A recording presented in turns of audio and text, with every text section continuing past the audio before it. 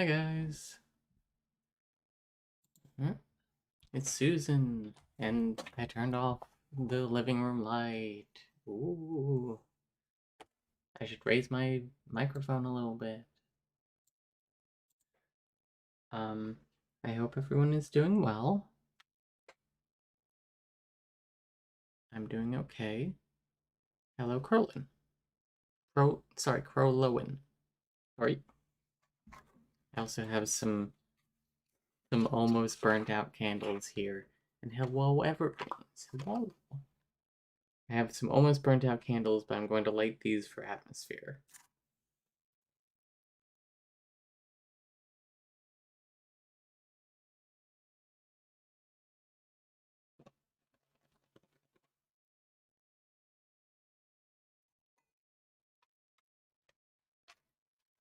These matches were actually given to us by a viewer. They gave us some candles too. Hello, Rhythm System. How are you? Yeah, spooky. Dim lighting. I look extremely cute tonight. Thank you. Yeah. Okay, so let me tell you all about Goosebumps because, like, I know there is a portion of our audience who is significantly younger than our body age of almost 30. And has never heard of. I think it's the low lighting that makes me look extremely cute. Wow. Rude. Um, so so let me tell you about Goosebumps. Goosebumps was a series of children's horror books by R.L. Stein, Robert Lee Stein, Robert L. Stein. um, there were something like how many Goosebumps books are there? In the hundreds, probably. How many Goosebumps books are there? You always look cute. It's just flattering. Plus the cardigan. Thank you. There are 235 Goosebumps books. Astonishing. The original series only had 62, though. We were super into the bumps as kids. Interesting. So yeah. There is one series in particular that we really liked. We didn't read a ton of these. We mostly read the Choose Your Own. Sorry, not Choose Your Own Adventure. That's copywritten. We mostly read the Give Yourself Goosebumps books. We weren't allowed to read Goosebumps books when we read books at night because our parents found us reading at like way past our bedtime, like 9 p.m. once. And they were like, "Oh no, the book must be scaring you," when we just wanted to read it. So tonight we will be reading probably the first Goosebumps book we ever read, which is Give Yourselves Goosebumps number 13, Scream of the Evil Genie. And it has like a holographic cover, basically. Um, so here's the blurb. As usual, it was a pretty long day at school, so before you do your homework, you decide to grab a soda. But when you open the can, out pops a genie who offers you 3 wishes. She seems pretty cool, so you accept. If you if you start out with an easy one, like wishing to be gorgeous, she turns you into something that everyone wants to see. But that something isn't exactly human. If you still think she's cool and wish to be rich, you'll definitely find out the hard way that money isn't everything. Will you get back to normal before you're all wished up? The choice is yours in this scary Goosebumps adventure that's packed with over 200, no, not 200, with over 20 super spooky endings. Reader beware, you choose the scare.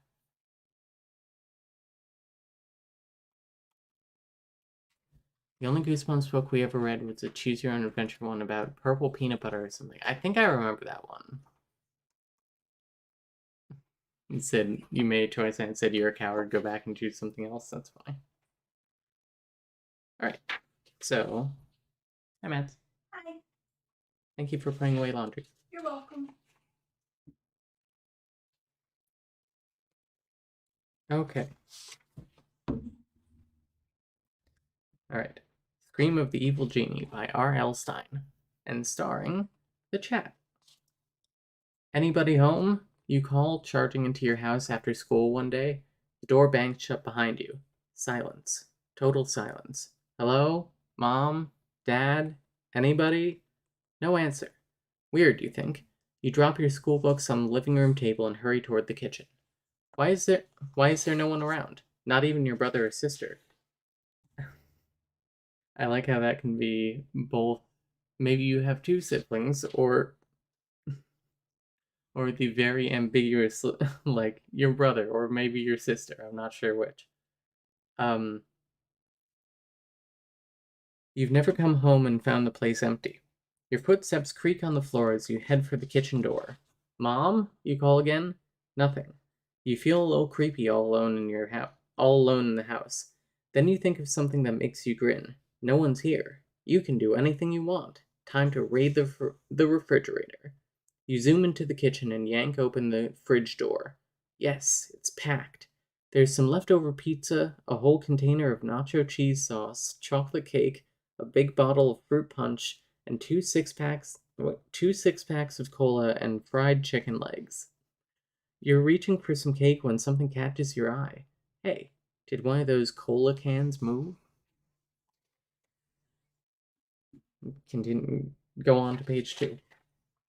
Page 2.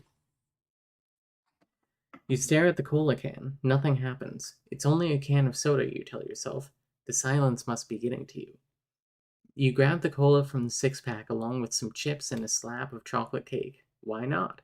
You don't usually have a chance to pig out like this. Then you head for the family room. You flop down on the couch in front of the TV. No battle over the remote today. Where is everybody anyway? You wonder again. You flip up the tab on the cola can to open it. Instantly, you hear the fizzy gas escaping. Psst. Whoa, the fizzing won't stop. You shove the can away from you, holding it out away from your body. The can must have been shaken up. A fine wet spray shoots out all over you. Then a cloud of misty white gas begins escaping from the can. Your eyes widen as the cloud grows bigger and bigger. It fills the room like a giant mushroom cloud.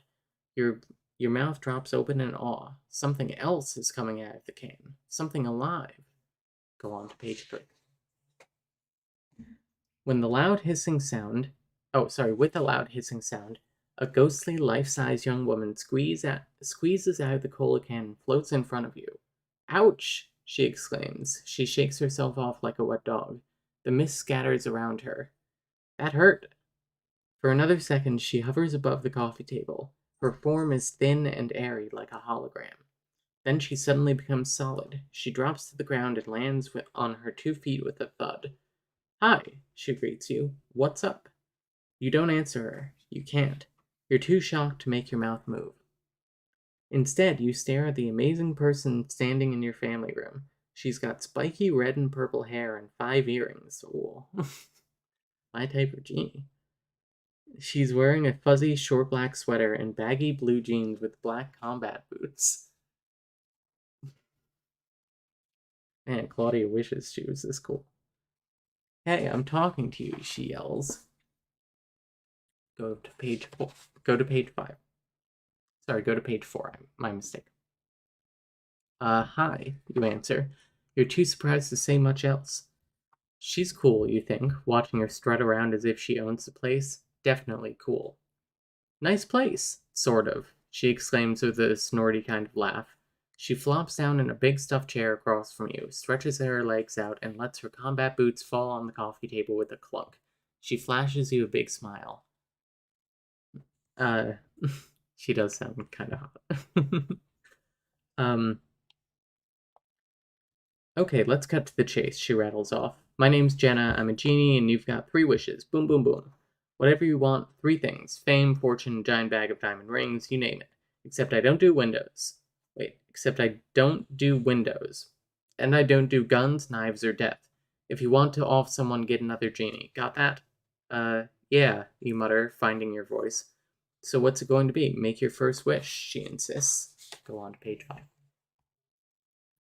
Before you can ask one of the zillion questions swimming around in your brain, Jenna snaps her fingers. Oops, wait, she cries. There's something I forgot to tell you, the most important part. When you want to make another wish, you've got to open the cola can again. Then whoosh, I'll pop out and say, "What's up?" And we can boogie from there. Got it. Um, the thing everyone says. We can boogie. Um, no, you shake your head hard. I don't get any of this. How did you get into that can in the first place? And how can I open it again if it's already open? And how can you come out again? You're already out. It's a genie thing, Jenna explains with a toss of her head. Believe me, I'll be in there. Take my word for it. You're too astonished to argue with her. Is this for real? Okay, hurry up, Jenna says. Make a wish. I don't have all day.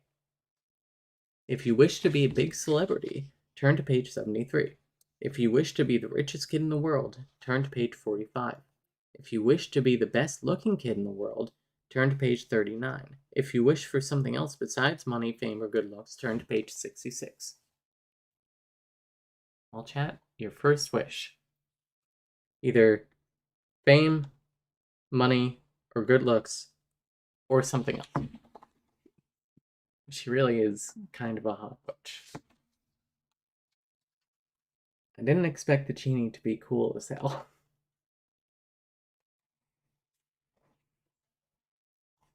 Is this why I'm a lesbian? I read this book. Is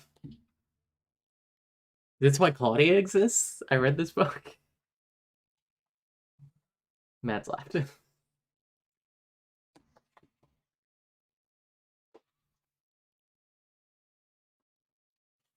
what we're gonna do is that we're gonna take each. There's a page that's dog-eared in here, which is very funny to me. And it, like, choose your own adventure book. Like someone was like, I'm just gonna, in case I die, I'm going to go back to that page. See, I just like kept my finger in it and kept going. Um.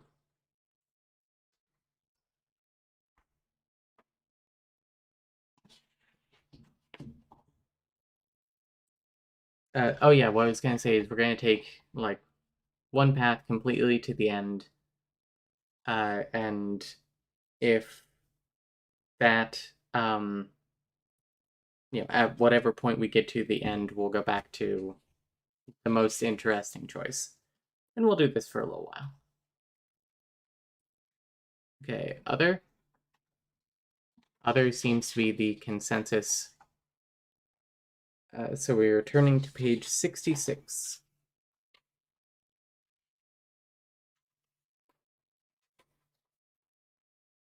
All right. For a minute, you don't know what to say. This totally cool genie pops out of a cola can and offers you 3 wishes. You can't believe it. But now you know what you'll wish for. Something awesome. You can picture it there in front of you. Before you put it into words, you hear a car pull up. Uh-oh, you tell the genie quickly. My mom's home. You've got to hide. Come on, to my room. Motioning for her to follow you, you race down the hall. You push Jenna behind your closet door so your mom won't see her when she comes in. And you know your mom will come in any minute now. She always does. First thing every day when you get home from school, she nags you about your homework. God, what a jerk. Mom, you're so uncool. Um, then scolds you about not making your bed. And then insists you clean your room. Hi, Lambykins, your mom calls as she enters the house. You cringe when you hear the babyish name. Cringe culture, cringe compilation, Goosebumps edition. Jenna snorts, and then she pretends to put a finger down her throat and fakes a gag. You giggle. You're so cool. I wish you were my mom, you blurt out. You wish I were your mom? Jenna declares. I can do that. Uh-oh. You just made your first wish. Turn to page 136. Yeah, the name Jenna for a genie is, is very funny. 136. Wow, that's like the last page. Almost, at least. Bam! A door slams at the back of the house, startling you. Someone's home. Wait a minute, you think. You already heard your mom's footsteps down the hall, so who just came in? You pop out of your room and spot your big brother Randy bounding into the family room. He's 16 years old and really clumsy. Your mom says he's at an awkward age. His hands and feet seem too big for the rest of him. Jenna follows you to the family room and flops down on the couch. Hi, Mom, Randy mumbles as he glances at Jenna. What's up? Wait a minute, why did he just call Jenna? Um, turn to page 79.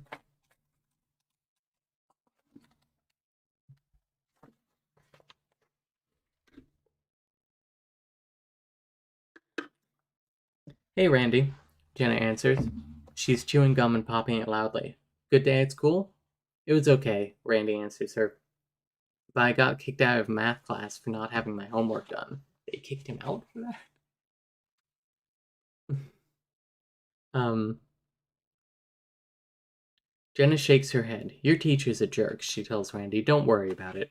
Right, Randy agrees. He flops down on the couch beside her. You stare at him, your eyes wide. Then you stare at Jenna. You can't believe this. A totally cool version. Why does why does Randy act as if he knows her? As if he's seen her before? Why isn't he freaking out? What are you looking at? What are you looking at, goof? Randy snaps at you. Rando, you say.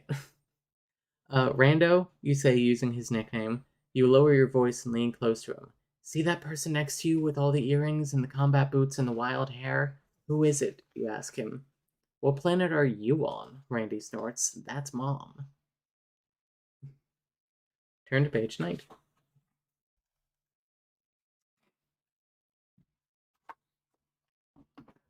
This is getting weird. Way too weird. She's really done it. Jenna has turned into your mom. You're you're not at all sure you like it. Rando, you try again. That's not really Mom. Our mom is blonde and she's 40 years old and wears pink sweatpants, remember? Give me a break, Randy punches you lightly on the shoulder. I'm not in the mood for games. I'm serious, you whisper loudly. That's not Mom. That's some kind of genie who just came out of a cola can. She gave me 3 wishes and I wish she'd be our mom, and now she is. Very funny, Randy says. But he doesn't laugh. I'll prove it to you, you tell him. You reach over and grab the cola can sitting on the coffee table in front of him.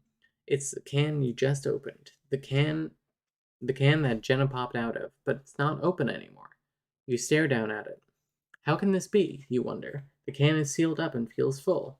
Hey, careful with that, Jenna warns. Turn to page 42. Yeah, the main character's wish affecting everyone but them is interesting. I feel that's typical Goosebumps like logic. Like Cuckoo Clock of Doom is like that, where the main character remembers like everything but nobody else does. Or like the be careful what you wish for one. Anyway, it does hit different in 2023. Mommy? Sorry, Mommy? Um, you gaze at the cola can. Why? You ask Jenna. You'll find out, she answers mysteriously. She looks so serious that you gently place the cola can back on the table. Hey, didn't Jenna say she'd go back into the cola can each time you made a wish? So why is she still here? Easy answer, you think. You wished it. You wished for her to be your mom, and it came true. But if Jenna's out here, what's in the cola can now? Randy stands up. You grab his arm. Randy, she's not a real mom, you insist. You've got to believe me. Oh, stop already. Randy yanks his arm away from you. If she can grant wishes, I wish your face would turn blue. He stomps out of the room, but at the doorway, he glances back at you. Yow! Randy shouts. How did that happen? What? You ask. Your face, he cries, pointing. It's blue. You leap off the couch and race to a mirror. Oh no, your face really is blue. Now what? If you wish your face were its normal color again, turn to page 53. If you don't mind having a blue face, turn to page 18. Do we want a blue face, everyone? There's a Polaroid camera one? Is that say cheese and die?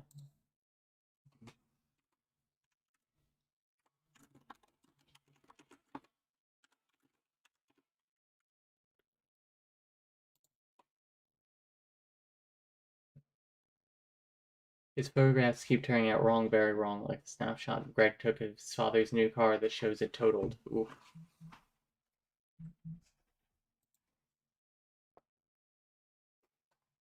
Yeah, you know I'm real mom.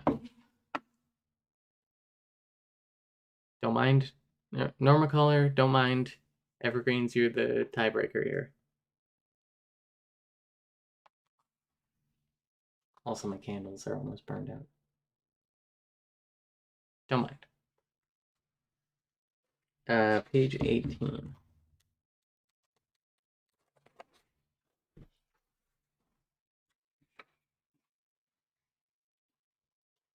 Camera one messed me up.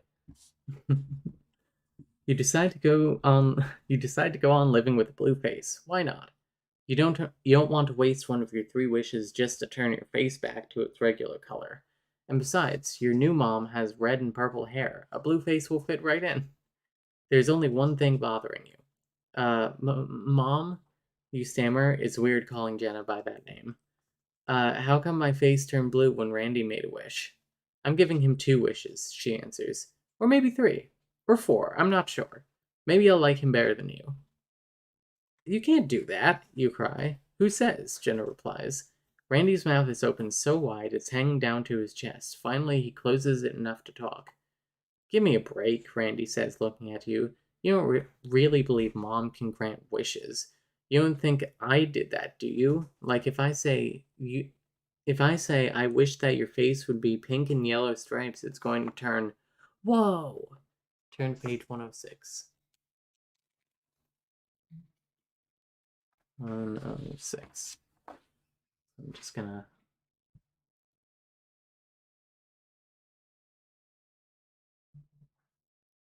Light this candle too.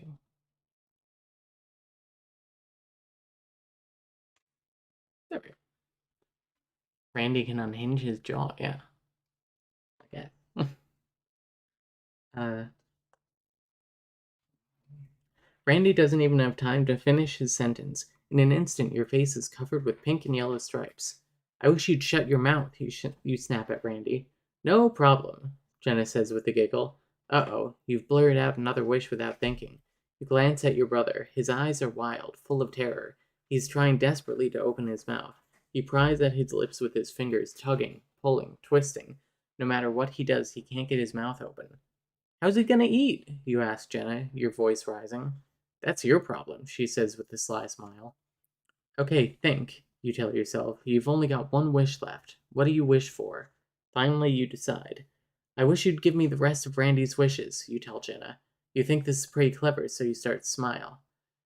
But Jenna just laughs. Granted, she says, but he doesn't have any wishes left. I didn't like him better than you after all. Ha ha! Uh-oh, you just used up your last wish. Oh well, your face is pink and yellow, but it probably should be red after all the mistakes you've made. The end. What a world. So I guess we'll go back and see what happens if our face stays, or if we turn our face back. Oh, okay.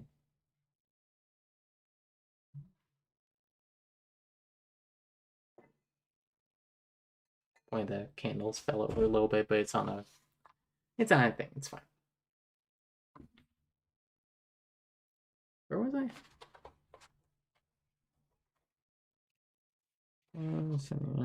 Hearing to get to school, page 90, 42. Okay. Face normal color, page 53. Your face really is blue, bright blue. Even your scalp is blue. You rub at the color, hoping it will come off. No luck. You are permanently blue. Dabba dee dabba die. And just down to your neck. The rest of you is regular color. What's going on? You cry, whirling around to face Jenna. He made a wish, I granted it, she says with a shrug. I'm the mom, and I say everyone in this family gets 2 more wishes. Like you've got 2 more wishes. You got a problem with that? Yes, I've got a problem, you scream at her. Look at me. You don't like it? Jenna snaps. Fix it. You hate to use up your second wish this way, but you've got to. You can't stand to go around with a blue face. Okay, okay, you mutter. I wish my face were the normal color again. You run back to the mirror to see if the wish worked, but you can already tell from Randy's reaction. It did. Wow, he says to Jenna. Awesome. How'd you do that, Mom? It's easy, Jenna brags. I've had years of practice, thousands of years. Randy glances at you with a twinkle in his eye. I know what I want next, he announces. Randy, don't you dare, you scream at him. Turn to page 98. Some wholesome Goosebumps fun. But you can't stop your brother from blurting out his wish. I wish I could have the wildest, most amazing party ever, he says, and I wish it were happening right now. Whoosh! You feel a sudden rush of dizziness, and for a moment, the world seems to go black. When you open your eyes, it's nighttime, and your house is full of happy, noisy, partying high school kids. This isn't so bad, you think. Randy could have wished for something a lot worse. You glance around the family room. You're standing in exactly the same spot you were before, but the room has changed. It's lit by candles. Music, those crazy high school parties that are lit by candlelight. um, what was I saying? Lit by candles. Music blares from the stereo system, and mobs of kids are pressed against you, trying to shove and dance their way through the crowd. Everyone's drinking cola. Just something age appropriate like cola. Hey, you suddenly think, where's that cola can, the one Jenna came out of? The one she told you to be careful with. It was on the coffee table a minute ago. Now it's gone. Turn to page 38. How old is the main character in this book? Your age. 8 to 12. Under 16. The cola can. You have to find it before someone else does. But who knows what would happen then? Jenna warned you to be careful with it. It must be very special. You spot a guy in an orange t-shirt hanging out near the television. He's holding an unopened can of cola and talking to a bunch of Brandy's friends. Is that the one? Uh, is that the one? Was that hand sitting on the coffee table a minute ago? You're just about to ask him when you hear a sound you recognize all too well. Your 5-year-old sister, Kate, screaming her head off. If you continue searching for the cola can, turn to page 13. If you run to see what's wrong with Kate, turn to page 110. Parties by candlelight doesn't sound right, but you don't know enough about parties to refute it. I don't know. Maybe I'm the square, and all the cool kids are lighting their parties by candlelight these days. All right. So are we checking on Kate or looking for the soda can? What region of the U.S. uses cola instead of soda? Like for a general term. Where is R.L. Stein from? Like Illinois?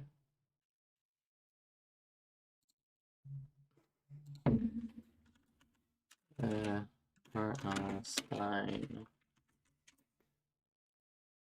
Let's see. Robert Lawrence Stein.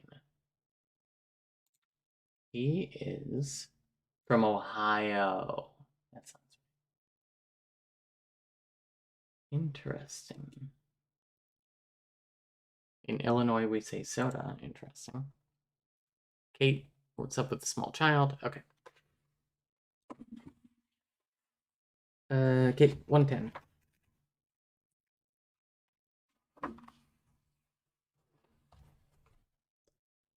Use up a wit. Oh, sorry. I went to 100, not 110.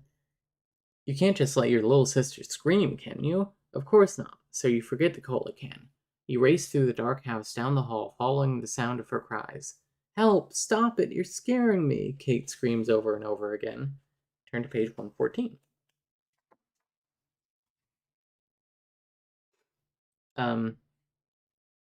Well, there go all my candles. Kate screaming is coming from the hall that leads to the kitchen. When you get there, a bunch of teenagers are crowded around, laughing and slapping each other high fives. Excuse me, move it, let me through, you shout, trying to be heard above the noise. Randy must have used another wish, you realize. Now there's a live rock band playing in your family room. Finally, the teenagers move aside enough for you to see Kate cowering outside a closet door crying. The minute she sees you, she runs up and throws her arms around your legs. They're scaring me, Kate shrieks, still sniffling. Who is? You ask her. Randy and these other guys, she whimpers. They keep hiding in the closets and then jumping out to scare me. You give Kate a pat on the head. Okay, you tell her. Take it easy. I'll put you back to bed. No, Kate whines, stamping her foot. I won't go. I won't go. They'll hide in the closet in my room, and when the lights are out, they'll scare me more. You know what I wish? Wish? Did she say the word wish? Uh-oh. Turn to page 24. Which band? It is obviously the Zit Remedy from Degrassi. Is it 24? 24.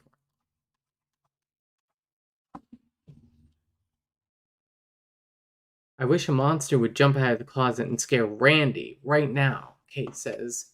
Oh no, you think. Your stomach tightens into a million knots. You gaze at the closet door, which is still closed. Randy's friends are all laughing and making fun of Kate, but when Randy's eyes meet yours, he realizes what you've already figured out. Her wish is going to come true.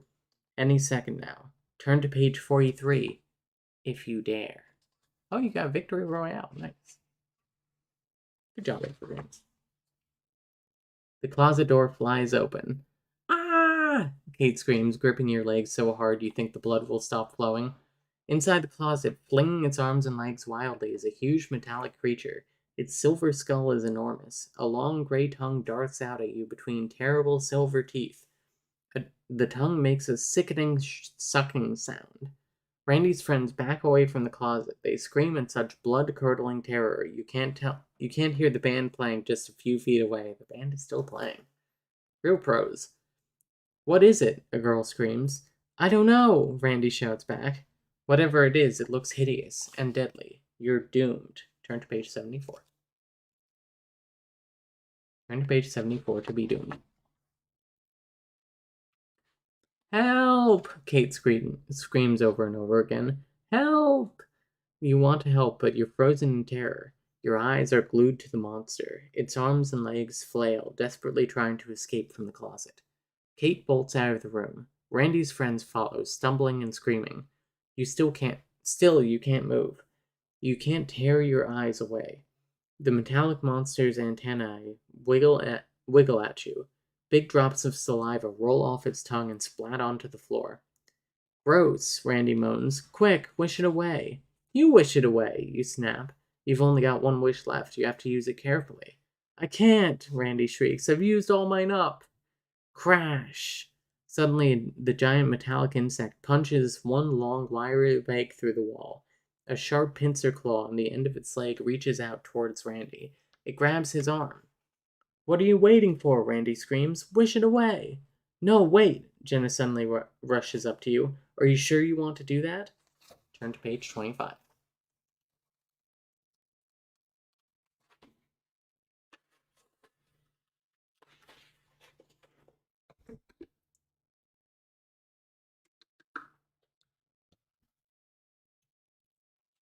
Are you sure you want to get rid of the huge monster insect?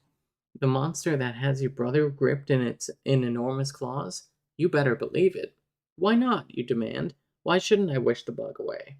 Because your real mom is inside that cola can, Jenna whispers.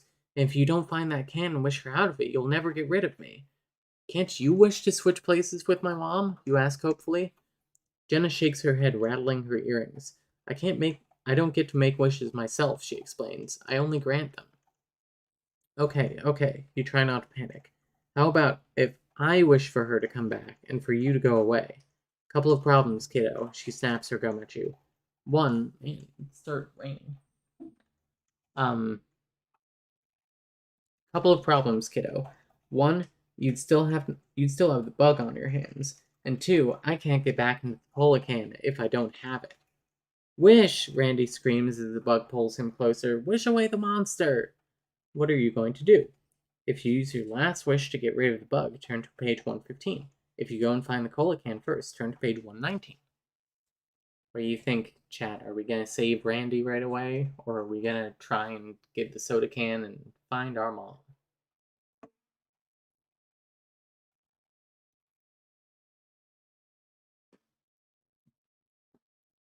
Jenna is a lot less evil than I remember, though maybe that's just this path. Oh, I saw that. Truly a Goosebumps night. Save mom. Randy is a dick.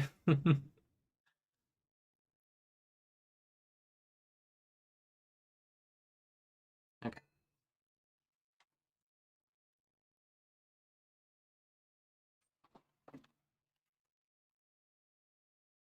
Just have the sister wish the monster away. Exactly.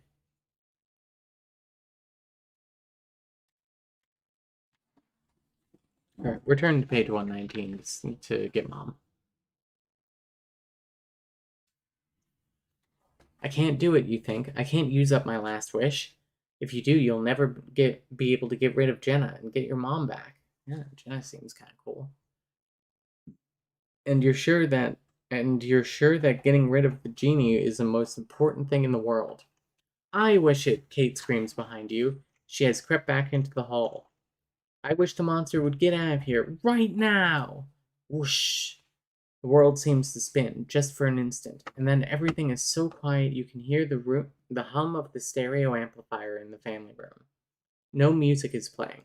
There's just a steady hiss as electricity buzzes through the amp and speakers into the room. The monster is gone. Way to go, Katie, you cheer, ruffling her hair. You got rid of it. Good girl. Yeah, Randy says weakly. Good job, Katie. He rubs his arm where the monster had gripped him. That's when you hear it, outside, the sucking noise, the shrill, high-pitched whining and clicking sounds, the screams. Turn to page 11.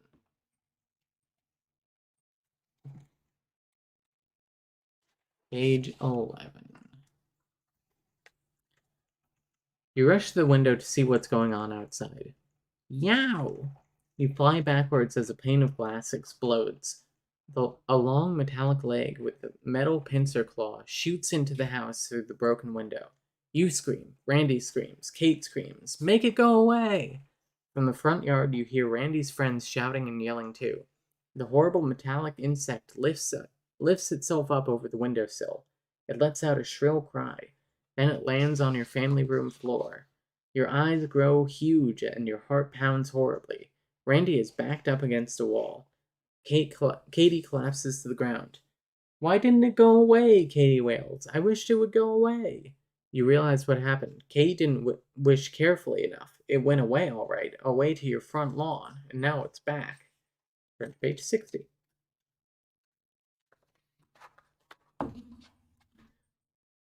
We've got to do something, Randy shouts. No kidding. The enormous metal monster crawls further into the room. Its antennae wave as if it's searching for prey. Then its head slowly turns your way. It seems to have found what it was looking for. You! You feel along the wall, desperate to find a weapon, anything you can use to defend yourself. Your fingers touch a baseball bat leaning against the doorway. Luckily, Randy never puts his things away. The monster creeps closer, closer. If you bash the giant insect with a baseball bat, turn to page 46. If you try to escape by running outside, turn to page 129. Alright, fight or flight chat. I'm going to have Sour Patch strawberries filled. Some quick audio poison. Hold on.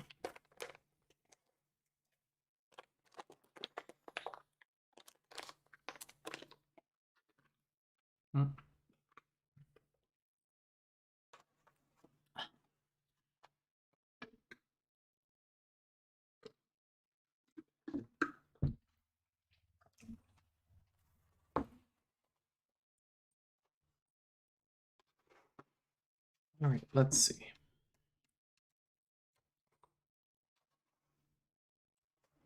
Fight.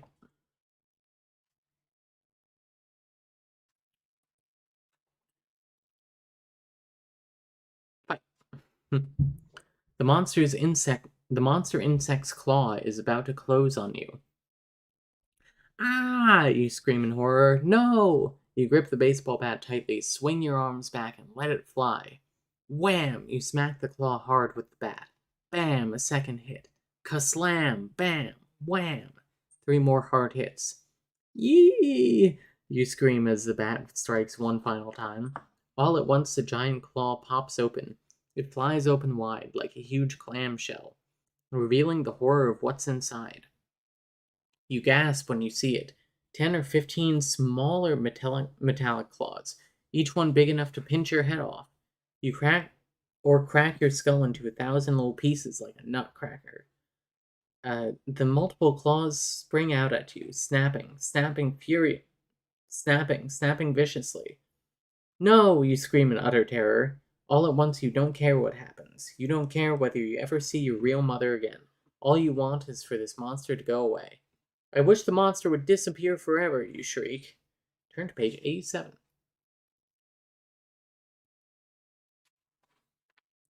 Whoosh! An instant of pure darkness, then silence. The whole world seems to have come to a stop.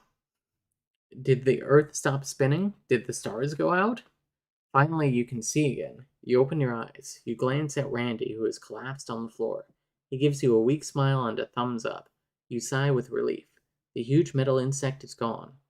You creep over to the window and peek out. No monster out there. Did it work? Is it really gone? Turn to page 16. 16. A bunch of Randy's friends stand in your front yard. How did that happen? You hear them asking each other. Did you see the sky go dark? Where did that metal thing go? Too hard to explain, you think. But the important thing is, the monster is nowhere to be seen. You turn back to the living room and stare at the mess. Broken glass, pizza boxes, cola cans everywhere. Empty cola cans, not full ones. Close one, Randy declares, scrambling to his feet. You used your last wish, thanks. Yeah, you say a little sadly. Then you spot Jenna. She's sitting cross-legged on top of your family's big TV. She looks sad, too. Oh well, she sighs.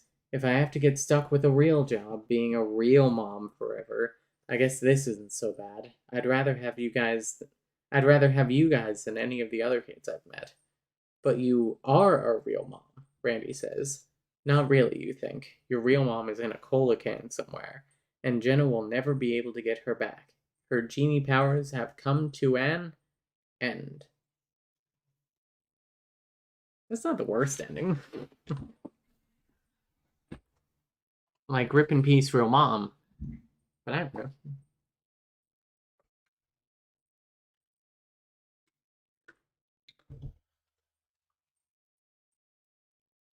Let's try and go back to looking for the soda can instead of helping Kate.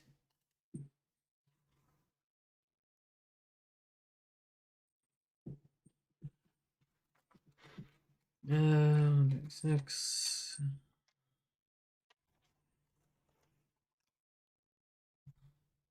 Yeah, rip in peace. Rip in peace, mom.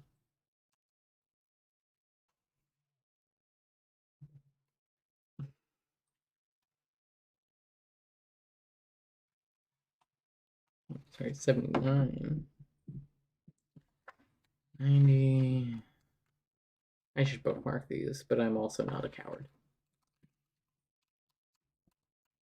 Right?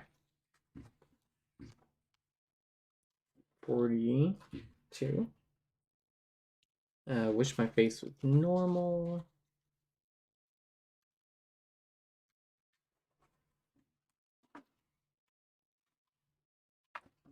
8. Okay. Page 13. Ahem.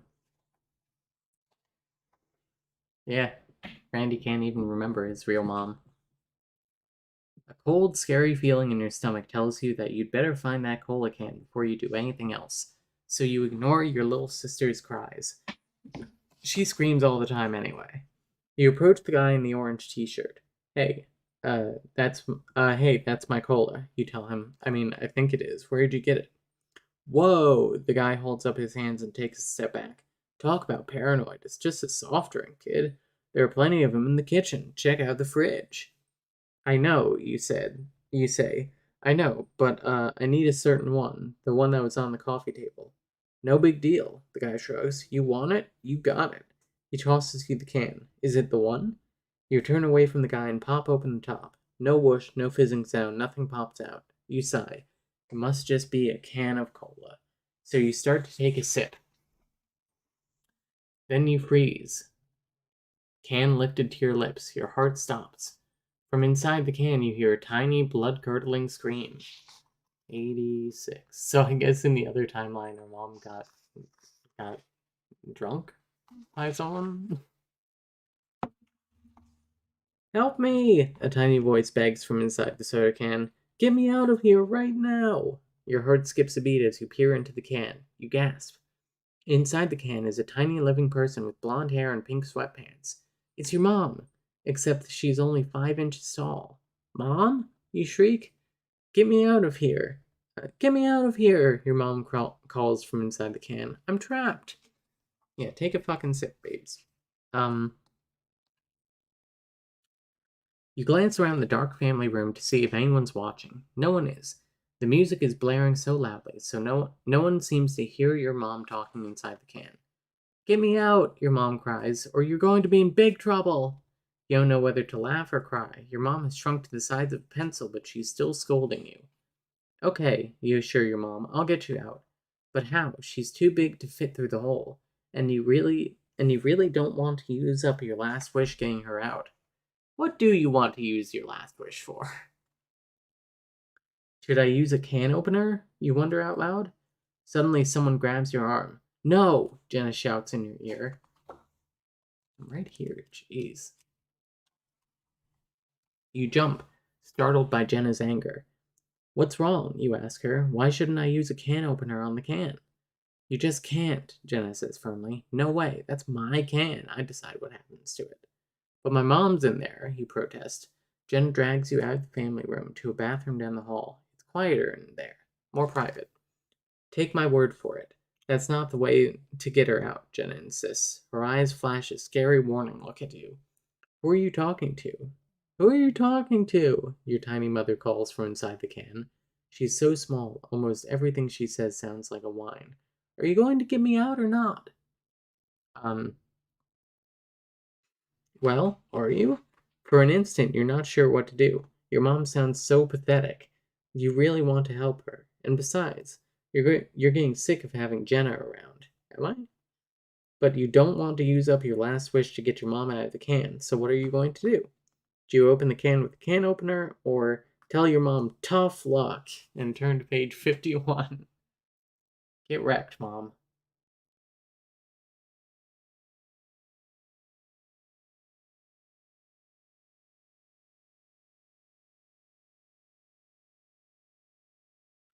So, I don't know. I personally think that Jenna hasn't really done much wrong. Besides just kind of screw with you a little bit. Your mom sounds so pathetic. Damn, burn. Tough luck, mom.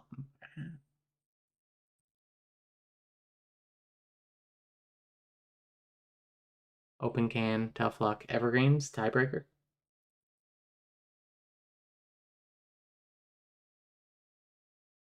I'm just burning this match over and over again.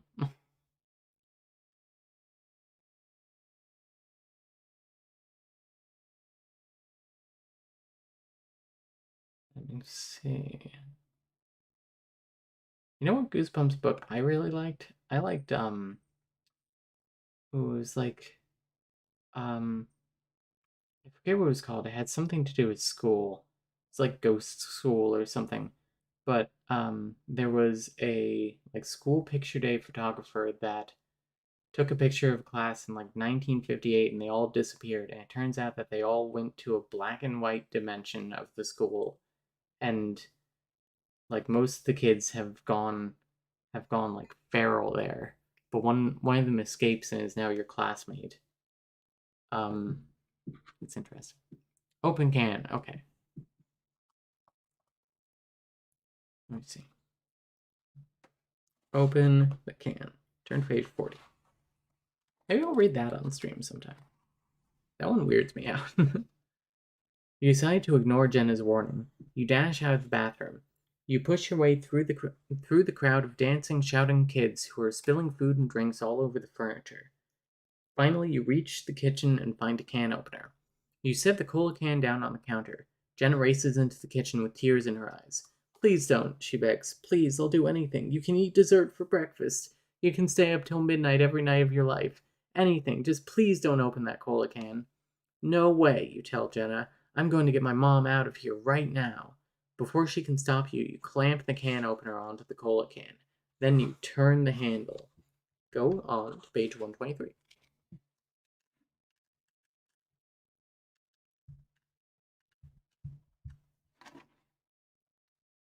123. Done, you exclaim. The can is open. No! Jenna wails behind you. You turn toward her and gasp in horror. Ah! You scream, stumbling backwards. Before your eyes, Jenna is changing, fading. She's transforming into a ghostly version of herself. You can see right through her skin, her blood, her organs, but you can't see through her bones. Inside her transparent body, she has a solid skeleton. What's happening? You ask her, trembling. The can, she moans. She stretches out her long bones and fingers, pointing at it. It is a terrifying sight. She looks like a Halloween skeleton surrounded by a misty cloud. You opened the can and killed me. You've ended my life. She lets out another unearthly moan. Then she reaches for you. You shrink back against the kitchen counter, trapped, just as her gnarled finger bone touches your face. Her body fades away completely. Only her skeleton remains. The bones clatter to the floor. Turn to page 44.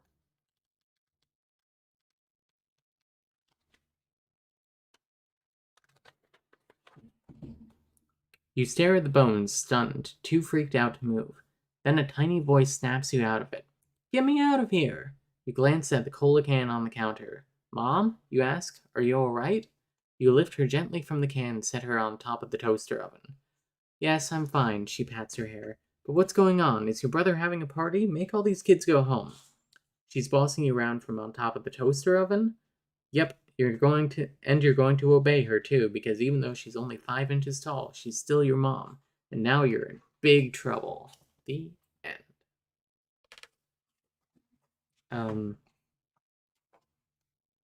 Let's not open the can this time. We'll say, tough luck, Mom.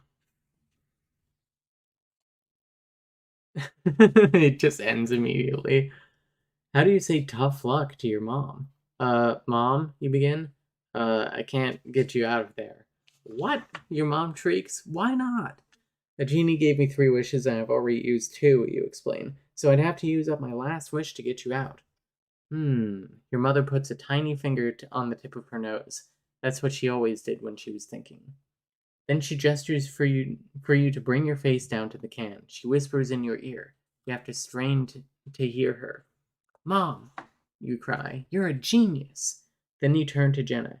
Here's my wish, you tell the genie. I wish for unlimited wishes. No, no, no! Jenna flops down on the floor, kicking and screaming. I hate that wish!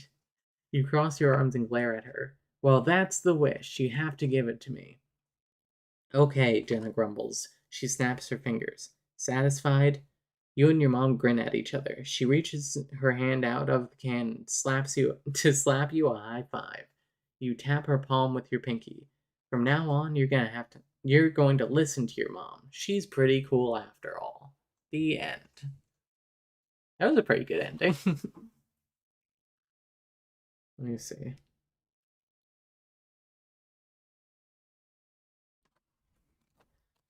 Okay, let's do one more path and we'll just reach the end there and then finish for the night, I think.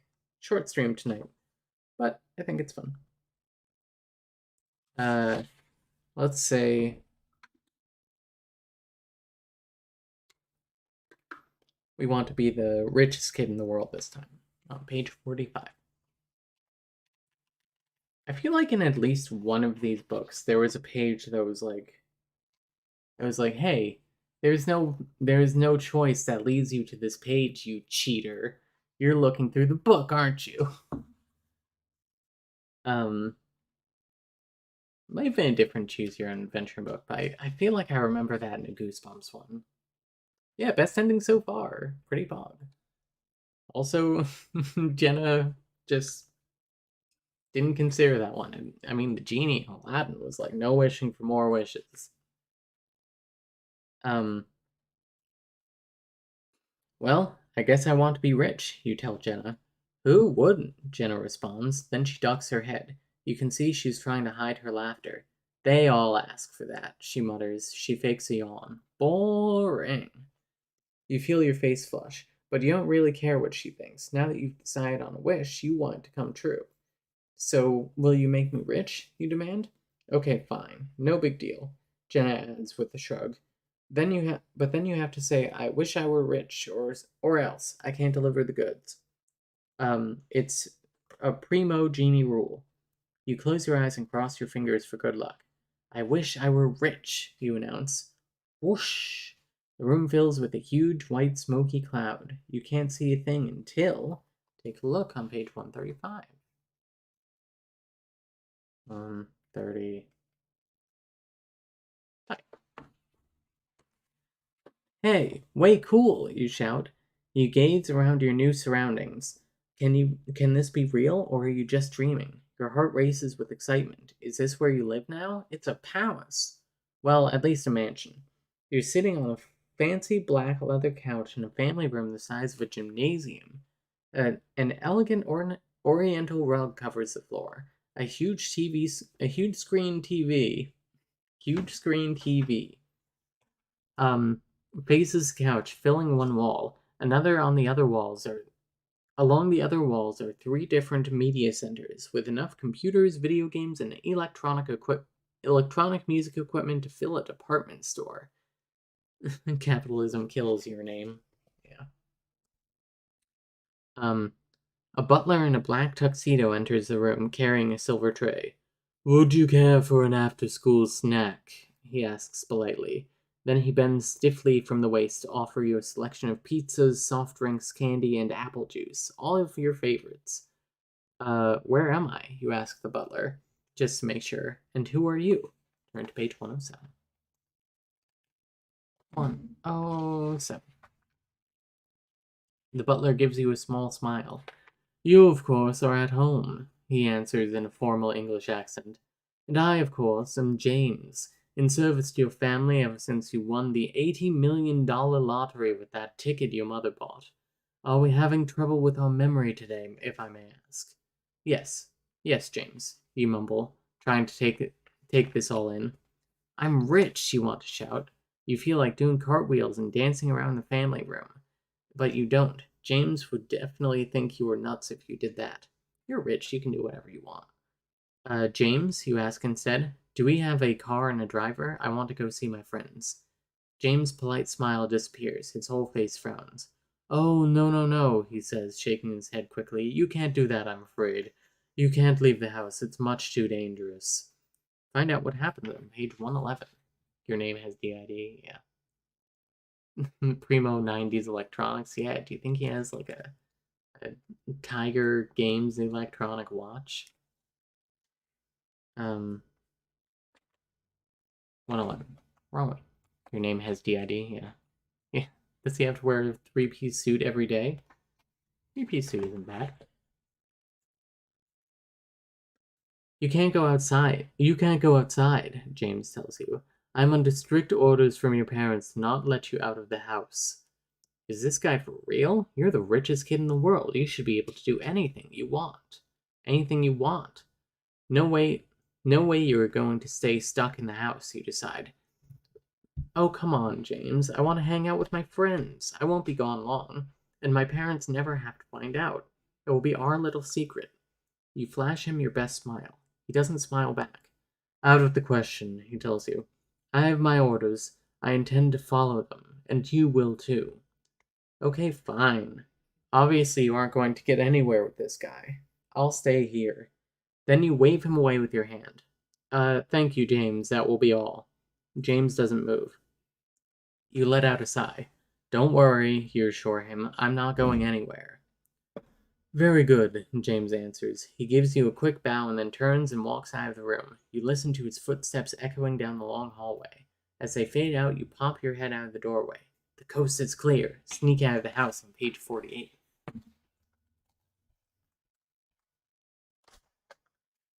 You tiptoe along the polished marble hallway. This house is huge. You hope you don't get lost.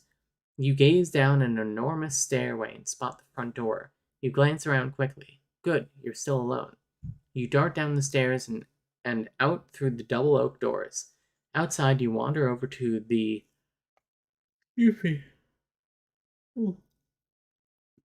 10-car garage, where your driver is polishing a new Rolls Royce. You wonder if he has the same orders as Butler. Only one way to find out. Ask him on page 137. Ooh, literally the last page. Hi, you say to your driver. His name tag says Manny. You try to act casual. Manny, can you drive me to see one of my friends? Of course, the driver replies politely. Where to first? Great, the driver doesn't know about your parents' orders. You hop in the back seat before anyone else notices you. But who should you go see? It's a toss up between your two best friends, Peter and Stephanie. Peter likes to hang out at the mall. Stephanie likes to play video games. Taking Peter to the mall could be a lot of fun. Shopping is probably awesome when you're a millionaire. Then again, maybe you should just pick up Stephanie and come back to your mansion to play video games. You saw that media center back there, it was out of control. Stephanie is really good at video games, and she would be totally impressed. Where would you like to go? The driver asks again. Do you want to go to the mall with Peter, or pick up Stephanie instead? Peter.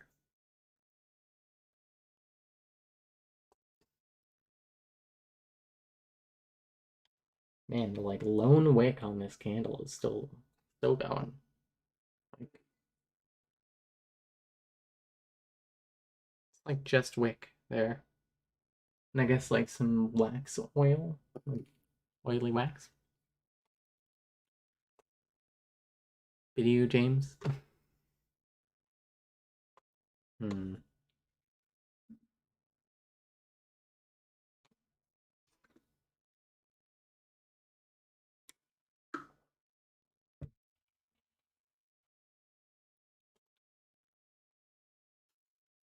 You know what? I'm going to. All right, 2-1, the mall. Page 94. What has V told you about playing with fire? I'm not playing with fire. V plays with fire all the time. Um, you give the driver Peter's address, then you cast your eyes down around the back seat. You spot a cellular phone, plus a minibar, a TV, a laptop computer, and a CD player. Remember the 90s? You grab the remote and notice a bulging wallet on top of the TV. Your eyes widen. It's filled with $100 bills. They're just sending this kid out with a wallet full of $100 bills. Excuse me, you lean forward to talk to the driver. My name is Manny, he tells you. Sorry, you say. I don't know how I could have forgotten. So, Manny, is the money in the wallet back there mine? Um,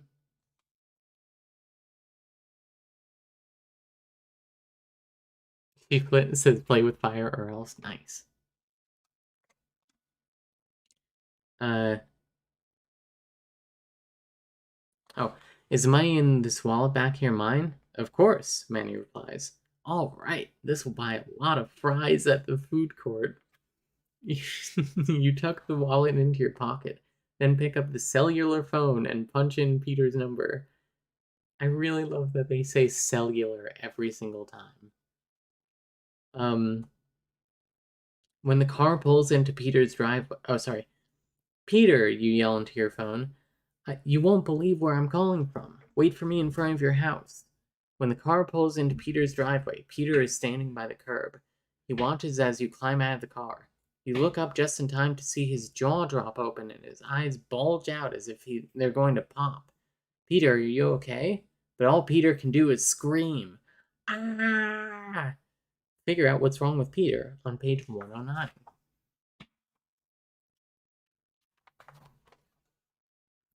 Ah! Your friend Peter yells. That is the coolest car I've ever seen. I know, isn't it awesome? You shout. And it's all mine. I'm rich. Peter, I'm rich. A neighbor watering the lawn glances in your direction. Two kids on bikes stare at you as they ride by. Manny pops his head out of the car window. I wouldn't go announcing that to the whole world if I were you, he warns. But why shouldn't you tell everyone you're rich? It's the truth, isn't it? I'm rich, you shout again. I know, Peter exclaims. I saw on TV that you won the lottery. Your face was all over the evening news. You reach into your pocket, grab the bulging wallet, and pull out a wad of bills. You hand one to Peter. Remember that dollar I owe you? Here's 100. Peter Peter looks shocked. He gazes at the bill in his hands. Uh, hop in the car, you tell him. We're hitting the mall. Turn to page 57. This is great. This kid is gonna get kidnapped? Yeah. Peter continues staring at the money you gave him as he follows you towards the Rolls Royce.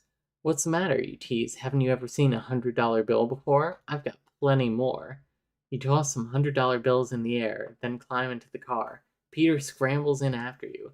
As you drive away, you glance back. Several neighbors are snatching the bills off the ground. Wow, the main character sucks now. Um, you have to be more careful, Manny scolds from the front seat. Money can make people act crazy. Manny, you worry too much. You stretch out against the roomy back seat. From now on, we're going to have fun. You and Peter help yourselves to sodas and snacks from the minibar. First, we're going to replace our old sneakers with high-tech models. You explain to Peter on the way to the mall.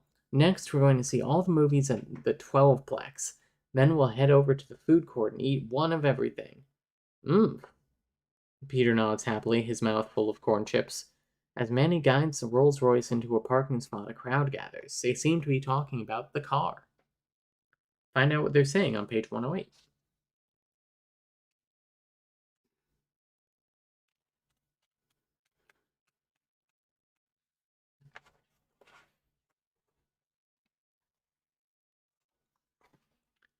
Awesome wheels, a little boy comments as you and Peter hop out of your Rolls Royce.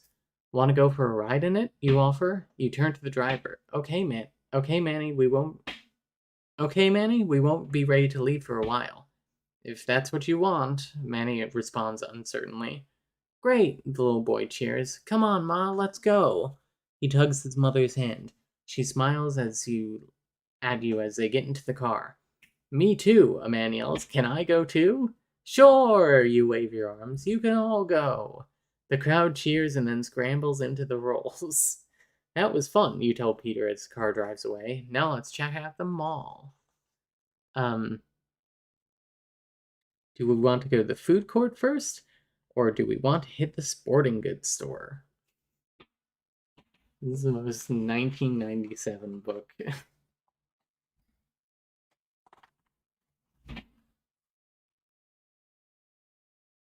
Oh, let's see what's going on my cellular telephone.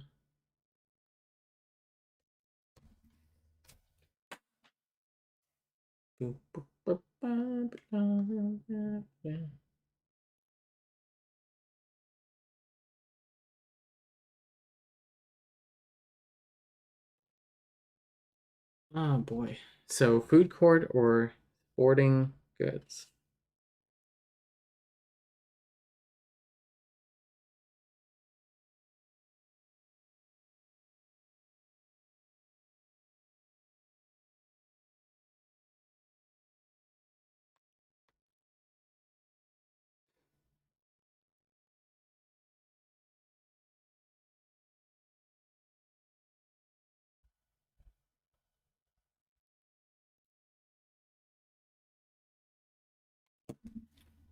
Alright. Hey, Matt. Should we and our friend Peter, should you and your friend Peter, you're rich now because you wished yourself rich with the genie wish. You're at the mall. Should you go to the food court or do you want to hit the sporting goods store?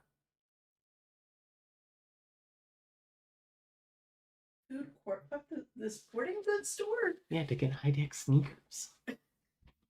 Food court it is. Yeah, we can get so many fries. 17. M. You head for the food court. You can't resist buying a few things along the way.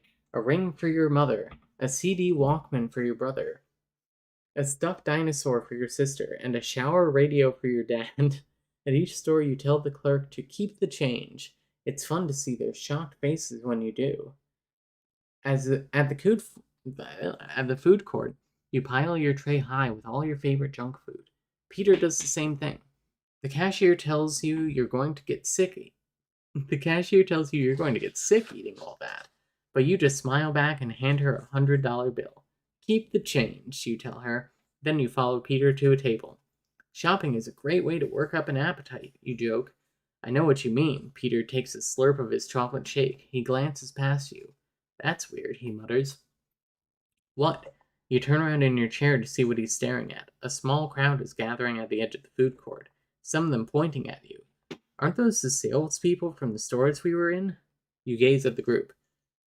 I think you're right, you murmur. Wonder what they want. You won't have to wonder long if you turn to page 126. Sick, shower radio. Yeah, Wetzel's Pretzels. Oh,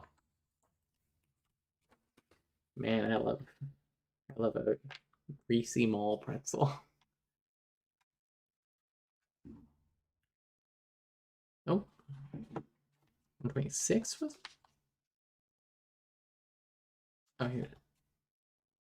I can actually hear the wick burning. Here. A girl approaches you. I heard you were giving away $100 bills, she says. Yeah, I guess, kind of. You aren't sure how to answer. Well, can I have one? You were startled by her request. Then you shrug. Why not? You're the richest kid alive. Doubt that.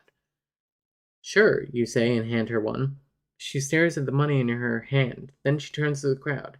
You were right, Angie, she shrieks. This kid is giving away money. The room erupts. People rush at you. Hey, you shout, one at a time. But they don't listen. The crowd is screaming, tearing at your pockets. You are terrified. These people are crazy. Help, you shriek. Peter pulls you under the table with him. Together you crawl along the floor. The crazed mob overturns the tables and chairs, searching for you. Now what? Peter croaks, terrified. Back there, you point at a hot dog booth in the corner of the food court. The little store is dark and empty. It must be closed, but it looks like a great place to hide. And then, or you could make a break for it. Try to outrun the crowd. Uh, Flight or hide.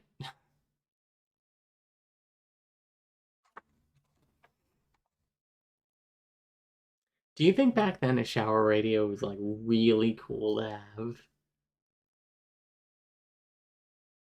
Because we had a shower radio for a while and it did not last long.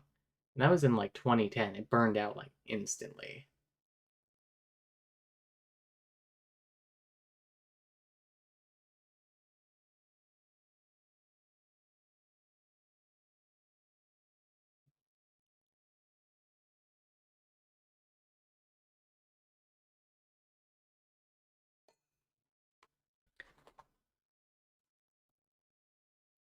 What do you think, sweetie? Run or hide?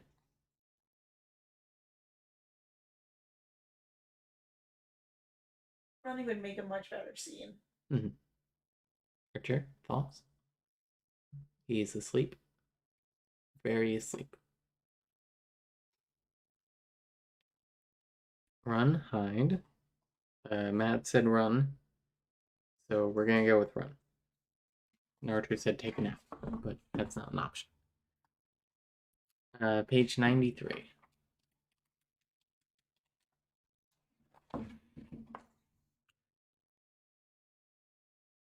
I remember having shower radio around the same time you did, and yeah, it died quickly, yeah. Follow me, you shout to Peter. Peter is too terrified to answer you, but he nods. You make a dash for it, knocking people out of your way as you go. You make it through the entrance to the food court, up an escalator before you look back. You glance down and see that the crowd below you is beginning to scatter. They must have given up searching for you. You and Peter keep your heads down as you weave in and out of the shoppers. You manage to make it into the parking lot without anyone recognizing you. You've never been so happy to see a car in your whole life. You and Peter jump into the waiting Rolls Royce. Home, you tell Manny. Hurry, let's go home. No way, Peter shakes his head. Take me to my house. I'm not hanging out with you anymore. It's too dangerous. You plead with Peter to change his mind, but he won't. So Manny drops Peter off at his own house. Then the driver takes you back to the mansion. You dread seeing James. You know you'll be in trouble for sneaking out. You wonder what James will do. Find out how much trouble you're in on page 35.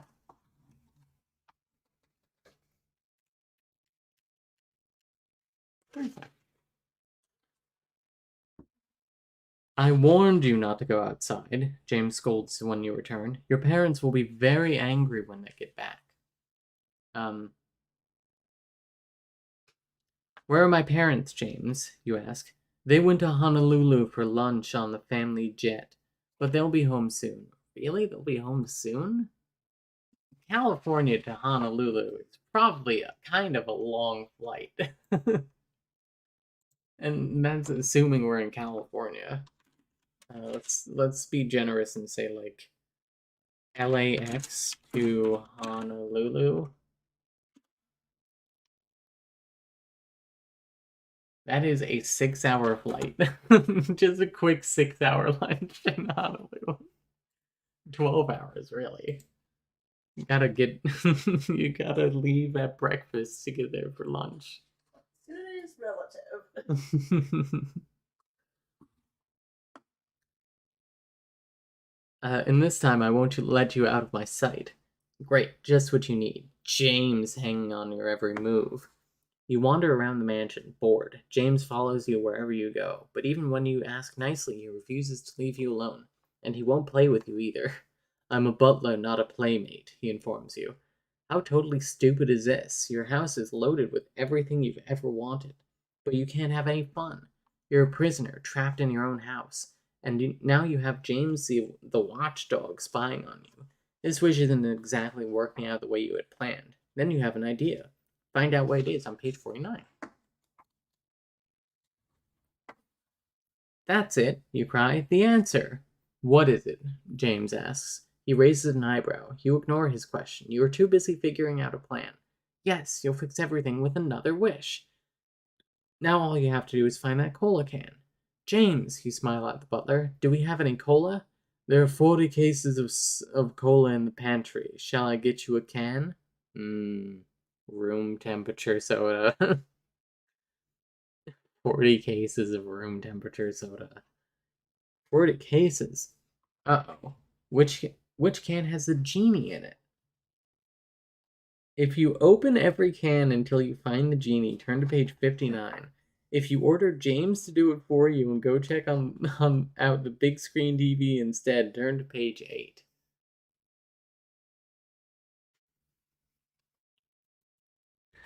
Like I can see exactly where having James do it for you goes.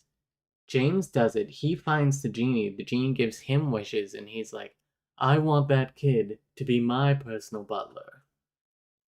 Yeah, we should have played video games.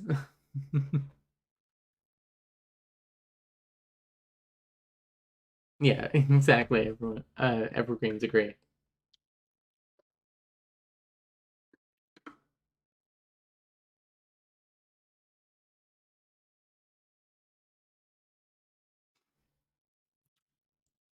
Lagging really bad. That's okay. Open them ourselves. Page 59. No thank you, James, you tell the butler. I'll get the cola myself. Just tell me where it is. A few minutes later, you're sitting in the pantry, surrounded by 40 cases of cola. James posts himself right outside. It's going to be a big job to open all these cans. Psst, pop, pop, psst. Your finger begins to hurt from prying up all those little metal flip tops. You open the cans faster and faster. Psst, psst, pop, psst, psst. Whoa, you cry as blue gas sprays from the can. You drop the can to the floor. You watch in amazement as the can spins around on the floor, vibrating and humming. The blue gas continues to pour out. Blue gas? What's going on? It wasn't blue before, and it didn't shoot out of the can with such force. You're struck by a horrible feeling that something very different is happening this time. The hissing sound grows louder and louder, and then you fling your arms over your face as the can explodes. Shards of metal fly through the air, and something huge bursts out of the can.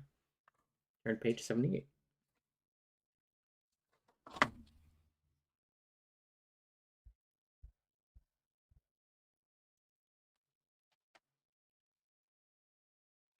Amazingly, you survive the explosion with only a scratch on your arm.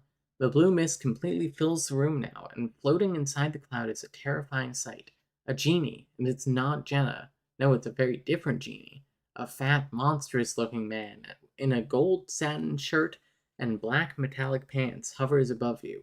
Green warts cover his leathery face and hands, making him look like a toad. He must be about 7 feet tall. You rang, he snarls as he floats before you in midair. No, you cry out nervously. I mean, maybe. Where's Jenna? What's going on? Jenna called in sick, the warty guy growls. I'm filling in for her. My name is Tuba. He floats over you and breathes hard in your face. Ew, your nose wrinkles at the smell of his breath. It's sour like bad milk. You've got 2 wishes left. His voice booms at you from above. And you're smart. If you're smart, you'll use one of them to wish you'd never met me. If you take your chances with Tuba, turn to page 100. If you take his advice and wish you'd never met him, turn to page 122. Is this AIDA? Maybe. No, it's not TUBA, it's TOOBAH. Of course. It's a normal name that everyone you're just not up on Genie culture. Really, really honestly pretty offensive for you to assume that he is named after the brass instrument.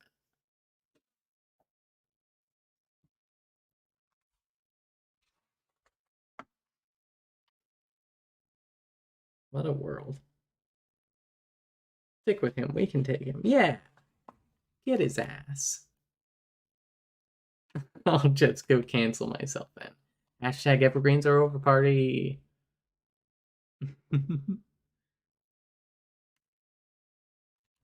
Use up a wish just to get rid of this guy, you think? You only have 2 left. Nah, no way.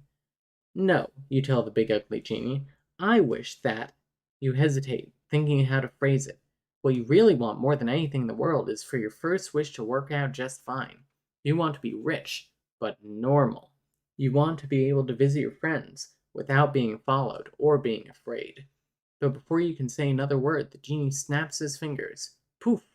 In a cloud of blue smoke, a giant fanged rattlesnake appears in the room. It raises itself up into striking position and hovers over your head. Venom drips from its fangs and nearly splashes you. You freeze in absolute terror. Every muscle in your body locks. You don't dare move. The snake leans forward, hissing right in your face. Go to page 10. This book smells like old book. Ooh, it's the page that was dog-eared. Wait, that's page 9.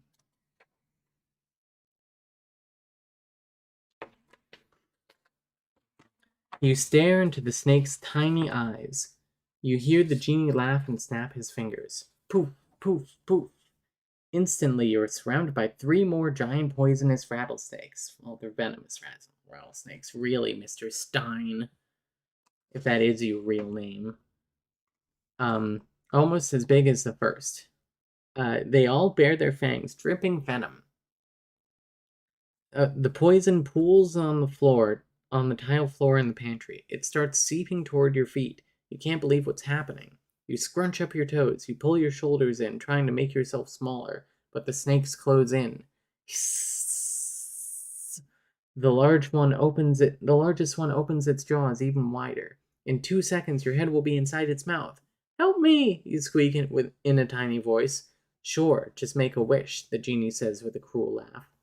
Fear fills every blood vessel in your body. You can't think clearly. All you want is to get away, far away. I wish, I wish, I wish I were any place but here, you cry, still frozen to your spot. Poof. Turn to page 12. Whoosh! A burst of smoke blinds you. You feel yourself hurtling through space. Wait! You cry out, but it's too late.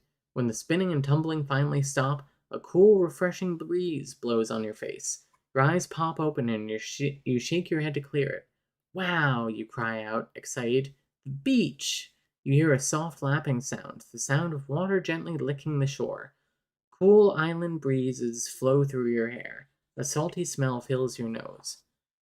You shield your eyes from the sun, squinting. Um, sorry, I thought it got brighter for a second. Um, Squinting to take in the fabulous scene before you. Sand, palm trees, rocks, aqua blue water so clear you can see the brightly colored fish darting just beneath the surface. This is great, you think. I love the beach. Then you glance behind you, beside you, all around. There's nobody here. No one. No genie, no nothing. The place seems deserted. You're totally alone. Turn to page 23.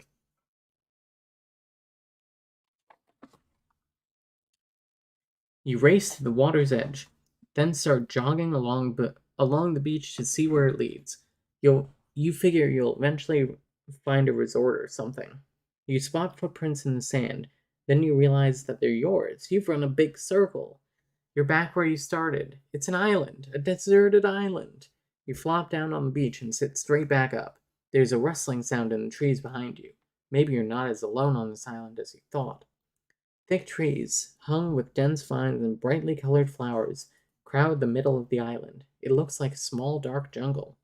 Hello? You call out. Anybody here? The trees stop rustling. You listen hard, but the lapping of the waves makes it difficult to hear. Hello? You shout, cupping your hands to your mouth. Nothing. Then you hear a roar. An animal roar. If you look for a place to hide, turn to page 72. Or maybe you're better off staying where you are. You'd hate to get lost, or worse, if you stay put. Turn to page 65. Mads, you've watched Live Naked and Afraid. What are you supposed to do if a animal is roaring at you? You can't see it. Well, you're inside your shelter, so you just stay there and yell by the fire. Okay, there is no shelter. Is there a fire? No. Uh, just yell at it and move your arms a lot and look bigger than usual. Mhm. Look as big as you can while yelling. Interesting. Run away? Okay.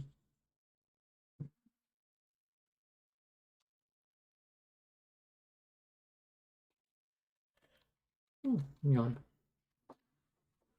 We're going. Oh, sorry. We're going to hide. It's hide or stay put. So I'm gonna hide. You've got to hide, you decide. Somewhere where you'll be safe from that beast, that thing, whatever it was, that roared. But where? You gaze around at the beach and beyond it, except for the jungle, and you certainly can't go in there. There's only one good hiking place. Oh, hiding place. A cave, a small cave, an opening in some rocks near the water. You hadn't spotted it before, but now it seems like the perfect hiding spot. You hear the roar again, louder this time. It is definitely moving closer. With one eye on the jungle, you slink towards the rocks, toward the safe, dark opening. Your heart pounds. What if the beast is watching you? What if he sees you going into the cave and follows you in there? Then you'll be trapped. As you reach the cave, your heart starts to beat a little faster. You aren't sure if you really want to go in. You peer inside. From deep in the darkness, 6 pairs of eyes stare back. Excuse me, 6 pairs of eyes stare back. Find out what's in the cave on page 89. Bats, you think. Those 6 pairs of eyes glowing in the darkness must be bats, except they're too big for bats. Bats have tiny little eyes. These eyes look like they belong to what? Bears? Wolves? You freeze, terrified.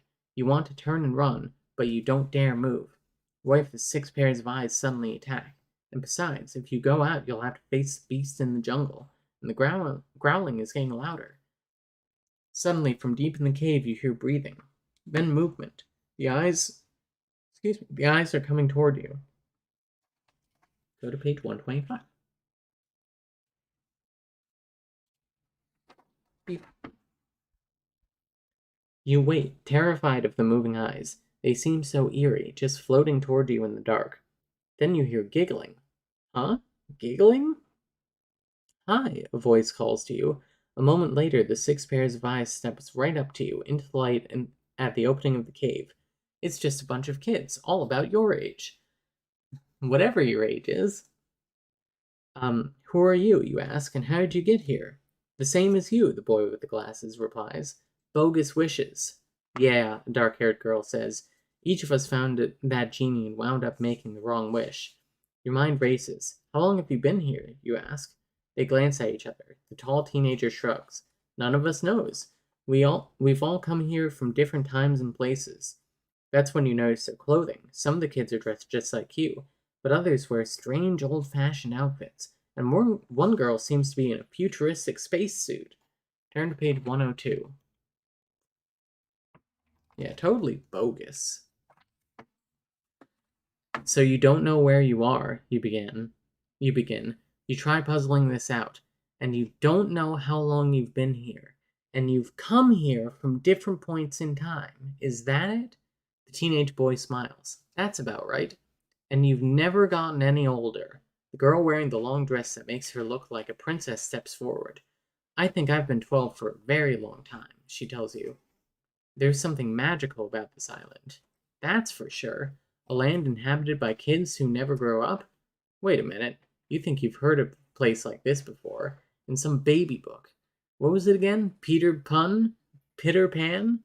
Then you glance up to see a little boy floating down to the ground. He's wearing green tights and green shorts. He has a little green hat with a feather. Ah! You scream in pure terror. It's him! That's when you know you've reached a truly terrifying fairy tale ending. How long have you been 12? Say it. And that's where we're gonna end for the night. A nice time with Peter Pan.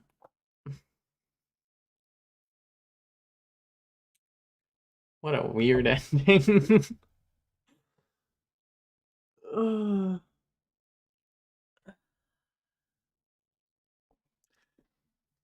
Yeah, it was very silly. I like this. Um, I recommend Goosebumps if you can find them and you know which which books are good. um, Also, you can join the all new Goosebumps fan club. Details inside. Oh, the Goosebumps fan club pack. You get a folder, game sheets, a shipping box. Nice, I'm glad. A zipper tag, glow in the dark pen, wallet, notepad, Curly bio. Curly is the skeleton like mascot. He's he's not on this book or anything. Um Unbelievable, dudes. It's more exclusive new Goosebumps stuff to collect. Get the latest get the inside scary scoop on the latest books, the TV show, video games, and everything Goosebumps. All this plus game sheets, notepad, sticker. You already said game sheets and notepad. A subscription to the official newsletter, The Scream. Mailed separately a few weeks after you receive your pack. Interesting. Canadian price is slightly higher. Fan club offer expires September 30th, 1997. Oh well. Maybe next time. That was fun.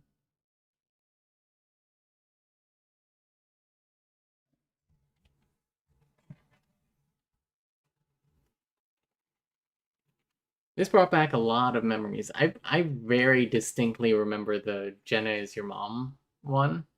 I also remember you turning into a statue in one ending. I don't think I've ever seen the Peter Pan ending. That's funny. Do you want to play Fortnite? I don't think my game is updated actually. So perhaps a little later if it's updated. But yeah, I can try. But that's the end of the stream regardless. Thanks for the eyes. Thanks for listening and watching and reading and choosing. Um, I really wish that they hadn't designed the cover before the book was done because I want to see a rendering of Jenna who looks really, really gay. Of course, they made the evil genie gay coded. Yeah, rip and piss. Anyway, thanks for being scary, everyone. We'll see you soon. Bye.